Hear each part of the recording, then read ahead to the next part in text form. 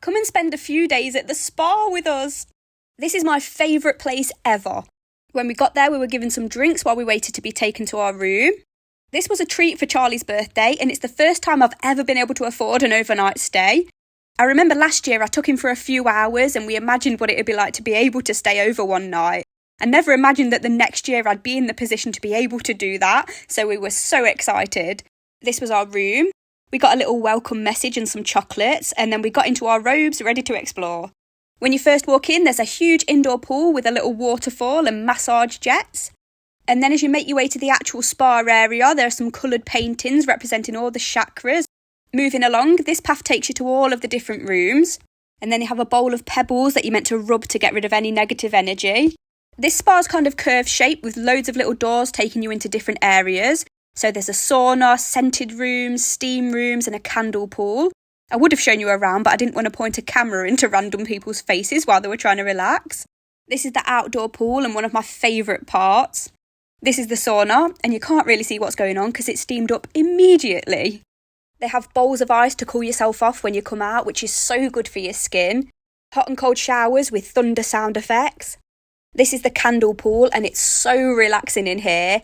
You're meant to be completely silent, which Charlie was not because he fell asleep and started snoring really loud. But they play classical music in here, and there are loads of twinkly lights on the ceiling. Next we went for a massage, which I obviously didn't record. And then we found this tiny little outside sauna, which was so cute. And it has the most beautiful view in here. Next we went up to the infinity pool, another one of my favourites.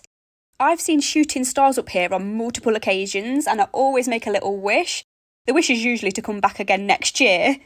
But up here you can see all of the grounds. They have a little seated area with a jacuzzi bit. Next I sat down and read my book, and as you can tell I've read it a billion times.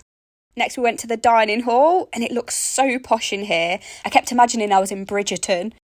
But for starters we had this crayfish cocktail. For mains we both had steak and chips, and it was amazing. And then for pudding I had a melt-in-the-middle chocolate cake, and Charlie just had fruit. Then we went to this little lounge to try out some of the drinks. And we couldn't decide what to get, so we just got 3 different ones and just shared. Then after it got dark, we went back to the pools. It stays open until 10 o'clock at night, so you get to go out when it's lovely and dark. And that's when I saw the shooting stars. Here's what the infinity pool looks like, all lit up at night time. After that, we went back to the room and watched Vera like 2 old fogies. And then the next morning, we were awoken to breakfast in bed. I had a croissant on this little egg and bacon pot. We watched some Ramsay's Kitchen Nightmares. And it was time to do it all over again.